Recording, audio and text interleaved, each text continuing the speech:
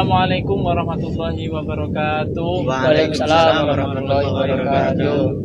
Para pemirsa IG Alaika Nasrullah yang berada dimanapun yang berbahagia, kali ini berjumpa lagi dengan saya Zain Muhammad Syafiq. Kali ini kita akan membahas sedikit atau mengupas sedikit tentang Idul Adha ataupun bulan Dzul Hijjah. Dan pada kali ini saya ditemani beberapa narasumber yang sangat berkompeten di bidangnya masing-masing. Salah satunya di sini ada Ustadz Miftahuddin. Nah, beliau adalah pengurus dari Ponpes Hidayatul Mutadin Burah dan salah satu mahasiswa syariah. Dan selanjutnya di sini teman saya Ustadz Ustadz Suyuti. Jadi kita bincang-bincang santai saja. Ini channelnya ataupun kita live lewat IG beliau, Ustadz Suyuti. Beliau adalah salah satu ketua LBM, Lembaga Bahsu Masail Ma'had Hidayatul Mutadin Silati. Dan sampingnya lagi ini ada Ustadz Syahidin yang biasa dipanggil Arju, Ustadz Arju. Beliau adalah ketua MD Musyawarah Dakwah Nahdlatul Ulama Ma'had Hidayatul Mutadin. Oke. Semuanya masih insya Allah diberi kesehatan. Bagaimana kabarnya semuanya? Alhamdulillah. Oke, kali ini kita akan membahas, teman-teman, kita akan membahas sedikit tentang bagaimana kiat-kiat kita menyiapkan diri untuk menemui bulan Dzul Hijjah. Bagaimana cara kita menemui dan bagaimana kita agar bisa menjadi orang yang sangat beruntung ketika menemui bulan Dzul Hijjah. Kali ini mungkin materi pertama ataupun kita bincang-bincang pertama akan dengan Ustadz Syahidin. Nah, Ustadz Syahidin. Ini apa Ustadz? Ya, Ustadz Syahidin. Bagaimana Ustadz cara kita agar kita itu bisa menjadi abad ataupun orang yang beruntung ketika di bulan Dzul Hijjah itu bagaimana? Baiklah. Waalaikumsalam warahmatullahi wabarakatuh. Assalamualaikum warahmatullahi wabarakatuh. Assalamualaikum warahmatullahi wabarakatuh. Baiklah, berjumpa lagi dengan kita. Ini apa sampean kuwi? Jadi banyak sekali amalan-amalan yang kita kerjakan di bulan Dzul Hijjah ini. Salah satunya yaitu berbuat kebaikan. Kalau berbuat keburukan itu bukan amalan ya? Wah, itu namanya bukan amalan, itu malah nanti amal yang maksiat yang pahalanya dosanya bisa mengalir. Mengalir kemana? Mengalir sungai. Jadi diantaranya ialah yaitu berbuat baik. Nabi itu pernah bersabda, berbuatlah baik di bulan Dzul Hijjah. Jadi para sahabat itu bertanya, wahai Nabi, apakah bagaimana dengan jihad? Kata Nabi, berbuat baik di sini itu lebih baik daripada jihad fisabilillah. Kata Nabi, kecuali dia yang langsung berjihad pada hari itu. Jadi berbuat baik ini banyak sekali. Di antaranya sedekah, terus silaturahim, terus membaca Al-Quran dan melakukan sholat sunnah. Itu dilakukan di bulan Dzul Hijjah. Ya mungkin ketika kita punya pertikaian kepada saudara, kepada tetangga atau masyarakat sekitar kita, mari hari itu kita saling memaafkan, silaturahim, kunjungi mereka. Jadi saling memaafkan, saling silaturahim. Selain itu juga bagaimana cara kita agar memaksimalkan ibadah kita itu di bulan ini? Apakah kita harus lebih giat lagi daripada hari-hari sebelumnya ataupun bagaimana? Iya. Jadi pada bulan ini kalau bisa kita lebih fokuskan kepada ibadah-ibadah daripada bulan-bulan sebelumnya. Kenapa? Karena bulan Zulhijjah ini yaitu di mana hari raya Idul Adha itu kan diadakan di bulan Zulhijjah. Iya, Jadi kalau bisa- Idul Fitri kan bukan di bulan Syawal ya kan? Iya. Kalau itu ada berarti. Jadi kita lebih fokuskan beribadah, mungkin sholatnya lebih kita fokuskan. Tambah 6. Tambah 6 tambah rakaatnya. Asalnya salat subuh 2 rakaat jadi 3 rakaat Wah, gitu. ini nanti jadi sesat ini. Terus terus bagaimana kalau seumpama kan kita itu ingin menjadi orang-orang yang sempurna, orang yang lebih sempurna dari orang-orang yang lainnya di bulan-bulan ini, apakah ada apa ya, seperti halnya kiat-kiat ataupun amalan-amalan khusus yang dianjurkan Nabi di bulan Ramadan ini, bulan Dzulhijjah ini? Ada, yaitu diantara salah satunya puasa di 10 hari pertama. Oh, Yang dinamakan puasa apa?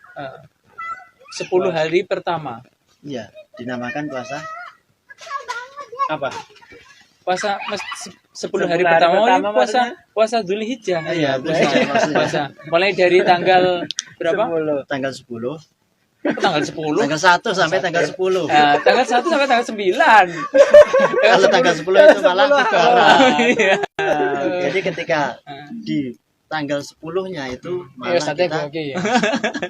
diharamkan untuk berpuasa. Iya, itu dinamakan hari apa itu namanya, Ustaz? Yang diharamkan berpuasa itu. Namanya hari apa? Hari Tasyrik. Hari Oh, iya, hari Tasyrik. Tasyrik. Ya, hari Tasyrik. Oke. Begitu teman-teman, mungkin kalau ada yang tanya tentang bincang-bincang kita silahkan komen di bawah dan jangan lupa share dan jangan lupa lagi kunjungi IG kami. Langsung saja. Nah, oke. Selanjutnya, dan tadi kita kan sudah membahas kiat-kiat bagaimana kita menjadi orang yang lebih baik, lebih berbakti kepada Allah di bulan ini, salah satunya dengan motong kuku, motong kue, motong tumpeng, silaturahmi ya, sodako dan lain-lain. Dan diakhiri tadi bahwa Nabi menganjurkan kita untuk berpuasa. Nah, kali ini kita akan berbincang langsung dengan Ustadz Miftahuddin. Miftahuddin, beliau adalah dari lembaga dakwah Ma'had Hidayatul Mutadiyyin Amsilati. Mungkin ada sedikit bagaimana deskripsi tentang puasa yang dianjurkan oleh Nabi ataupun yang baiklah menurut kita. Monggo Ustaz. Baik, assalamualaikum warahmatullahi wabarakatuh. Waalaikumsalam warahmatullahi wabarakatuh. Saya menambahkan dari pertama tadi dari Ustadz Saidin ya. Jadi di bulan Dzulhijjah ini keutamaannya sangat banyak sekali, terutama pada 10 awal bulan Dzulhijjah. Di Al-Quran sendiri sudah disebutkan bahwasanya itu yang apa? Wal fajr wal layalin asyr. Nah, 10 hari pada bulan Dzulhijjah. Wasafi wal yang terbaik hari ganjil ataupun hari genapnya sebenarnya. Jadi lebih spesifik, banyak sekali sebenarnya amalan-amalan di bulan Dzulhijjah seperti banyak membaca takbir, tahmid sama tasbih, baca Quran, seperti yang dijelaskan tadi sama Ustadz Saidin, seperti itu. Terus yang saya lebih ke spesifik ke puasa, yaitu puasa ada puasa hari Arafah sama puasa hari Tarwiyah. Saya membahas tentang puasa Tarwiyah dulu. Kalau puasa Tarwiyah ini menurut Imam Ar-Razi itu disebutkan bahwasanya kata beliau tanggal 8 bulan Dzulhijjah ini dinamakan hari Tarwiyah. Terus ditambah lagi oleh Imam An-Nasafi, dia menjelaskan bahwasanya kenapa kalau disebut bulan haji hari Tarwiyah itu karena orang yang pergi haji ini bersiap-siap menuju ke Arafah, mau mengadakan wukuf di Arafah. Tarwiyah itu berarti dari Itu ya itu menurut Imam An-Nasafi. Itu karena persiapan orang yang haji mau ke Arafah, maka disebut dengan Tarwiyah seperti itu. Terus mengenai jadi seumpama kalau kita melakukan puasa seperti itu Ustaz. Nah, puasa apa itu namanya? Tarwiyah. Puasa Tarwiyah dan puasa apa tadi? Arafah. Arafah. Nah, di bulan ini apa keuntungan kita ataupun kita itu akan mendapatkan apa? Apa ya? Nah, apa cuma lapar dan dahaga aja ya? Nah, Tadi saya belum selesai mengenai sejarah tentang Arafah. Ya, Arafah belum selesai tadi ya. Salah satu dulu ya, tarwiyah dulu. Tadi tarwiyah tadi saya jelaskan sejarahnya di apa berasal dari mana dia tarwiyah seperti itu. Nah, keutamaan tarwiyah itu sendiri adalah dari hadis Nabi ya, hadis Nabi, meskipun ini dikatakan banyak hadis yang dhaif, cuman kalau untuk fadhailul amal, untuk ibadah saja kan boleh. Oh, berarti boleh ya, ya, boleh. berarti. Kecuali kalau yang hadis dhaif itu nggak boleh dipakai misalnya untuk hukum sama Tidak. akidah itu nggak boleh. Tapi kalau fadhailul amal itu boleh. Hadisnya itu amal ya. Fadhailul amal itu apa, Ustaz? untuk apa ya? Nambah amal. Nambah amal itu. Oh, Biasanya itu untuk keutamaan. pahala-pahala untuk diamalkan sendiri itu seperti itu. Hadisnya itu apa? Saumu yaumi tarwiyati kafaratun sanata. Jadi kalau puasa tarwiyah itu menghapus dosa selama 1 tahun. Wa saumu yaumil arafata kafaratun sanata ini. Kalau puasa Arafah itu menghapus dosa selama 2 tahun. Kalau yang dua, ini Arafah nanti saya jelaskan. Ya Arafah itu seperti itu apa? Fadilahnya yaitu bisa menghapus dosa selama 1 tahun. Ini dosa yang sudah lewat ini. Pokoknya dosa 1 tahun nih, setelah yang 1 tahun. Pokoknya Itu 1 tahun. puasanya berapa hari, Ustaz? Puasanya cukup pada hari tanggal 8 itu puasa tarwiyah. Nah, tarwiyah kan puasa yang dilaksanakan pada tanggal 8 Dzulhijjah. Kalau insya Allah kalau hari tahun ini puasa tarwiyah itu dilaksanakan pada hari Rabu, yaitu pada tanggal 29 Juli. Insya Allah. Kalau berarti puasa tarwiyah hari Rabu, puasa Puasa Arafahnya nanti hari Jumat. Kamis ya. Rabu sama Oh, Kamis. Rabu sama Kamis. Ya. Terus Ya. Idul Adhanya hari Hari Jumat. Ya. Jangan lupa ya teman-teman Jangan lupa. buat besok. Jangan lupa Idul Adhanya hari Jumat. Jangan lupa like ya. Saya lanjutkan ya tadi fadilah dari puasa tarwiyah ini ada lagi saya menyebutkan bahwasanya pahala dari puasa tarwiyah ini tidak ada yang mengetahui kecuali Allah Subhanahu wa taala. Oh, Seperti gitu. itu fadilahnya. Terus yang selanjutnya ada puasa Arafah. Puasa Arafah ini sejarahnya berangkat dari kalau dari Imam An-Nasafi juga yang menjelaskan bahwasanya karena pada hari itu Nabi Ibrahim telah mengetahui rukun-rukun haji secara sempurna, makanya disebut dengan puasa Arafah. Itu secara menurut sejarah sebagian sejarah yang dikatakan oleh para ulama seperti itu. Terus kalau fadilahnya dari puasa Arafah itu ya tadi bisa menghapus dosa selama melebur dosa selama 2 tahun. Tuh, begitu teman-teman. Jadi kalau tadi puasa Arafah itu puasa tarwiyah bisa melebur 1 tahun dosa. Kalau Arafah itu 2 tahun. 2 tahun. Jadi besok kalau puasa nggak apa puasa itu aja ya. Ada kesempatan buat Ada ini, ya. kesempatan buat untuk melebur dosa-dosa kita yang lampau ya, Banyak sekali untuk bonus. menghapus masa lalu kita, masa lalu yang kelam ya kan, dengan cara puasa Arafah dan puasa tarwiyah. Oh, ini ada yang tanya Ustadz, untuk Ustadz Syahidin Apa? tadi mengatakan bahwa puasa itu hari tasyrik itu tidak boleh puasa. Gimana ini, ada yang pertanyaan dari dari Jika olah ya. Mas Hasan. Mas Hasan itu tidak boleh puasa. Itu kan harama alaikum fisyam wa halama alaikum. Nah, kan ada Dasarnya 5 itu. hari yang tidak boleh. 5 hari toh. yang tidak boleh. Dalam Islam itu tidak boleh puasa. Salah satunya yang bulan atau Idul Fitri, Idul Fitri, Tanggal terus 1 Idul Idul Adha. sama 3 hari 3 hari Setelah Tasrik. Terus hukumnya ini tanya tadi, gimana kalau saya tetap mau pengen puasa, itu gimana itu? haram. Ya puasa, haram. puasa apa dulu? Puasa itu tadi, puasa Idul Adha tadi, maksudnya pokoknya puasa ini tadi kalau hari yang dilarang puasa tapi kita tetap Melakukan puasa, puasa. hukumnya apa? Dilarang, sudah kata-katanya dilarang untuk puasa tapi kita tetap puasa, berarti ngeyel ya kan orangnya berarti.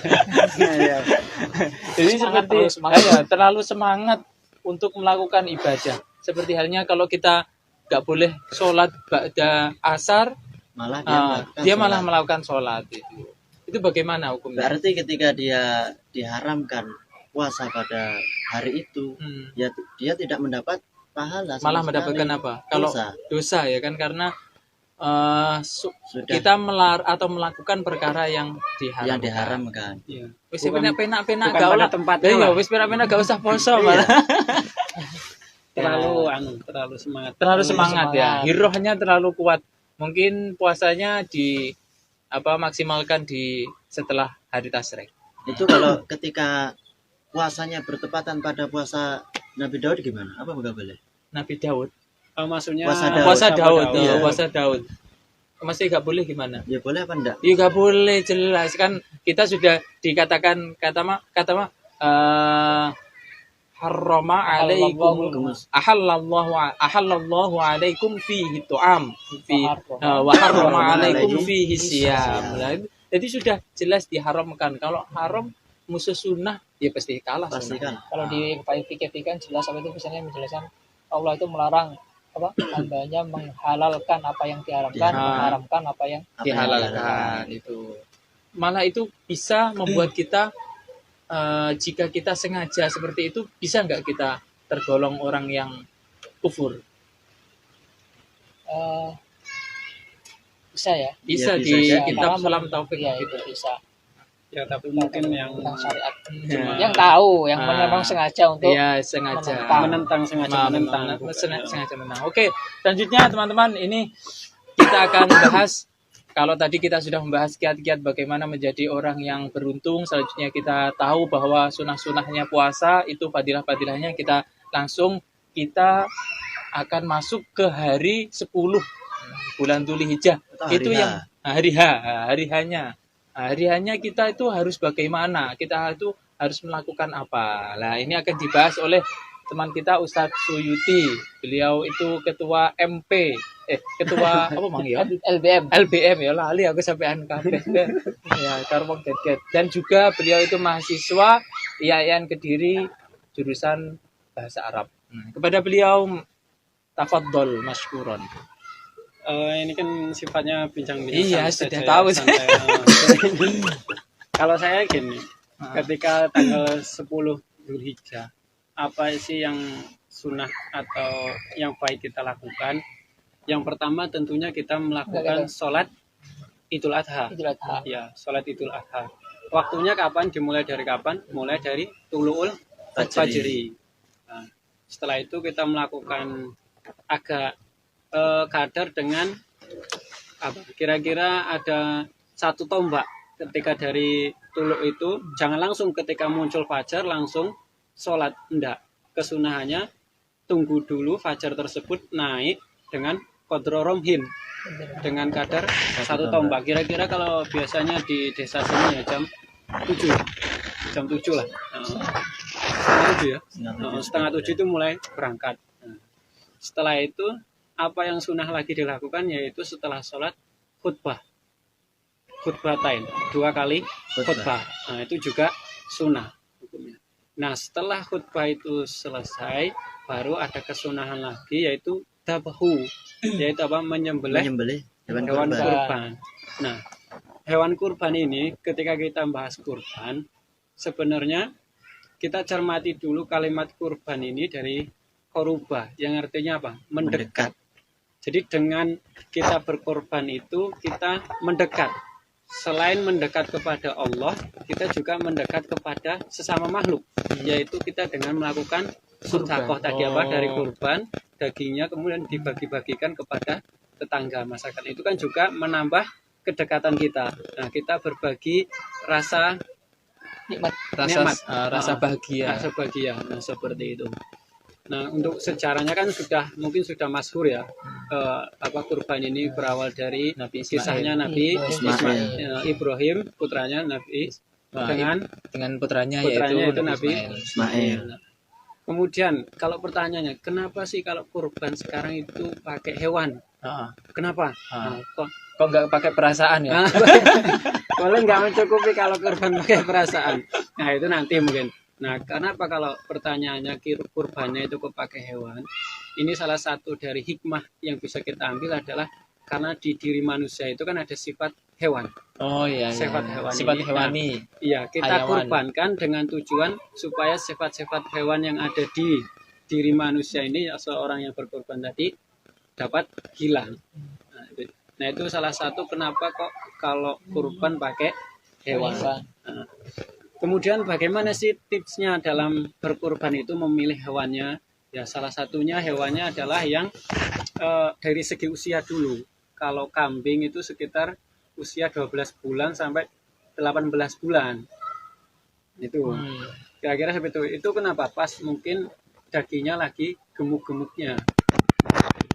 Nah, kemudian yang jelas kambingnya itu atau hewan kurbannya harus sehat. Ya, lebih utama lagi tadi yang dagingnya yang gemuk. Nah, begitu. Karena kan tujuannya ini kita ya adalah dagingnya, bukan tulangnya, ya kan? Jadi dagingnya harus gemuk. Setelah itu tidak cacat. Mungkin apa? Mungkin apa namanya? Matanya buta. Terus kemudian kurus sampai tinggal tulang. Nah, ini kan yang mau dikorbankan apa ini? Apa tulang saja kan? Nah, seperti itu. Kemudian cacat dan sebagainya itu. Jadi hewannya harus tadi mungkin gemuk dari segi usia sekitar 12 bulan sampai 18 bulan. Kemudian sehat jasmani dan rohani. Iya, jelas-jelasnya sehat jasmani sama rohani. Nah, kemudian ini kalau umpama keluarga kita itu banyak. Nah, itu kalau yang sudah dalam satu keluarga ini sudah ada satu yang korban, maka yang lainnya sudah dianggap gugur. Kesunahannya sudah dapat. Karena ini sifatnya kan kifayah. Nah, kurban ini sebenarnya dalam rangka bagi orang-orang yang baik dia sedang melakukan haji maupun di luar haji. Kayak kita juga ini juga kesunahan untuk melakukan kurban. Kalau untuk orang haji sunnah muakkad, ya lebih dianjurkan lagi. Nah, seperti itu. Nah, untuk hari raya Idul Adha ini sendiri, bagaimana sunnahnya sebelum kita pergi sholat itu sarapan dulu atau sarapannya habis sholat? Nah, ternyata habis sholat. Kalau sholat Idul Fitri itu sunnahnya sebelum sholat. Kenapa kok gitu? Karena kalau sholat Idul Fitri kan sebelumnya puasa. Nah, itu untuk membedakan bahwasanya hari itu bukan Ramadan. Jadi pagi-pagi dia sudah sarapan. Nah, kalau nanti dia belum sarapan kan takutnya dikira hari itu masih hari puasa. Jadi dia pagi-pagi harus sarapan dulu, sunnah sarapan dulu. Apa perbedaannya mungkin kalau hari Idul Adha agar kita nanti setelah sholat mau makannya bisa habis banyak, ya kan? Ya kan, dagingnya kita habis banyak. Kan nggak sarapan, nggak sarapan dulu. Lapar dulu, ya kan? Nanti setelah sholat kita potong kambing. Potong kambing langsung kita makan habis banyak. Ya, bisa jadi seperti itu barokahnya ya. Kenapa kok harus sunahnya itu akhir nanti kan? Nah, selain itu tadi ya supaya rasa laparnya mungkin nanti kan kalau pas wayah nyembelih hewan kurban ini semangat karena mau makan ini. Nah, seperti itu. Jadi begitu teman-teman, bahwasanya di hari itu ada beberapa yang harus kita ketahui, diantaranya kesunahan dan juga keutamaan yamun nahar atau yaumul tahdib, yaumul kurban. Bahwa makna kurban itu adalah tadi namanya apa? Mendekatkan yang jauh, ya.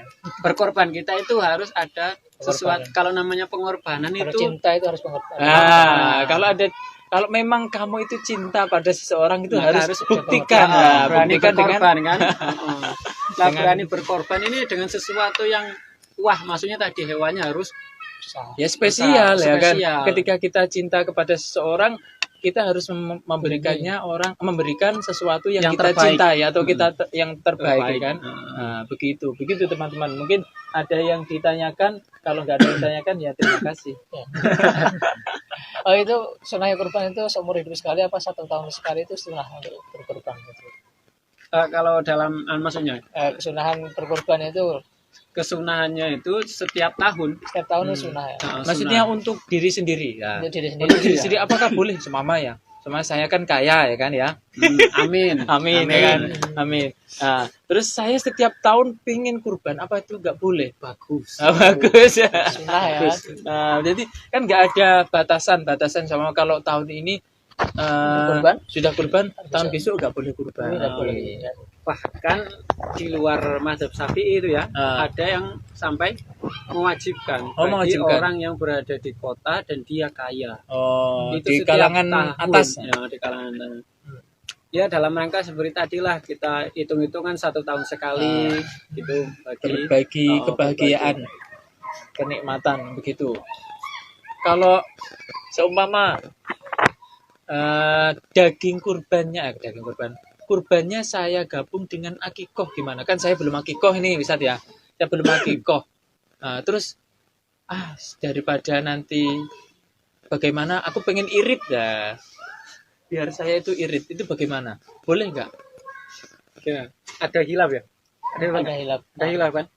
Ada yang mengatakan kedua-duanya Boleh. boleh, ada yang mengatakan hanya Satu, salah pilih salah satu. yaitu yang akikoh. Oh, gitu. Yang akikoh kan karena akikoh dulu dah. Karena kan kaifiah pemotongan dan cara membagikan kan berbeda antara akikoh dan kurban. Nah, jadi berarti ada yang memperbolehkan, Iya. ada yang boleh. Jadi ikhtilaf ya. Iya. Kalau melihat harus apa namanya? Sunahnya sebenarnya kan diri sendiri kan, sendiri kurban sendiri kan. Al-ajru qatil ta'ab. Ya, jalan itu kan tergantung sama Kesusahan, Kalau kesulitan. potongnya 2 ya dapat pahalanya 2, kalau 1 ya Nah, gitu. Jadi kadang kan ada yang mikir gitu. Terus sekarang itu ada banyak. Gini, Ustaz. Ada seperti halnya karena kan kita sudah eranya era modern. Itu pemotongannya via online. Maksudnya Nah, begini, saya pernah menemukan, itu ada jasa pemotongan hewan kurban. Nah, kan salah satu syarat pemotongan, bukan syarat ya, syarat apa sunnah? Nah, itu Sunnah. ya. Sunnahnya pemotongan kurban itu orang yang berkurban melihat sendiri. pemotongan itu. Itu ketika dipotong itu di video. Nah, itu bagaimana? Apakah ya baik? Apakah bisa menggugurkan sunnahnya? Gitu bagaimana? Kalau untuk apa tadi yang via video? Biasanya kan nggak ada video call. Oh, ini Pak, ini hewannya sudah saya sembelih nih gitu. Ya kan mungkin kalau dari segi cukup atau tidaknya ya tadi kan kembali ke tadi umpama hewannya harus yang sehat seperti itu, tidak ada cacat yang nampak betul seperti itu. Nah, itu tentu sudah mencukupi kan. Kan tidak harus dia yang berakikoh dia sendiri yang memotong, tapi bisa untuk diwakilkan kepada orang lain.